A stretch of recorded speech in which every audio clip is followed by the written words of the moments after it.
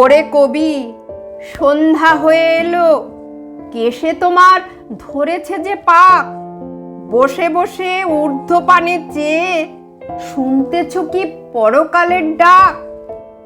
কবি কহে, সন্ধ্যা হলো বটে, শুনছি বসে লয়ে শ্রান্ত দেহ।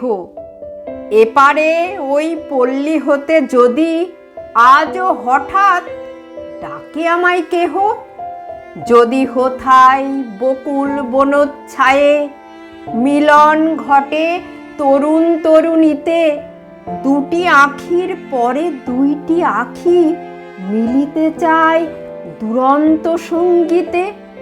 কে তাহাদের মনের কথা লয়ে বীণার তারে তুলবে প্রতিধ্বনি? আমি যদি ভবের কূলে বসে পরকালের ভালো মন্দই গণি। সন্ধ্যা তারা উঠে অস্তে গেল, চিতা নিবে এলো নদীর ধারে। কৃষ্ণপক্ষে হলুদ বর্ণ চাঁদ দেখা দিল বনের একটি পারে। শৃগাল সভা ডাকে ঊর্ধ্ব রবে পোড়ো বাড়ির শূন্য আঙিনাতে।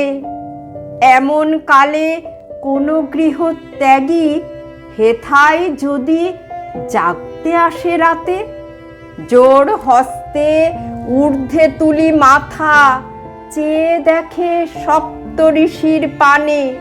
প্রাণের কূলে আঘাত করে ধীরে শুক্তি সাগর শব্দবিহীন গানে। ত্রিভুবনের গোপন কথাখানি কে জাগিয়ে তুলবে তাহার মনে? আমি যদি আমার মুক্তি নিয়ে যুক্তি করি আপন গৃহ কোণে। কেশে আমার পাগ ধরেছে বটে, তাহার পানে নজর এত কেন? পাড়ায় যত ছেলে এবং বুড়ো সবার আমি এক বয়সী যেন।